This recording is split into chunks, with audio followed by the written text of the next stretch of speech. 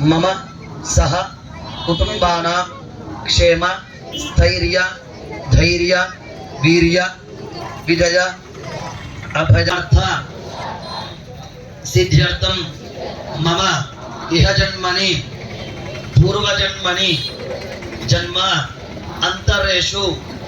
कृता समस्त पाप क्षय निवृत्ति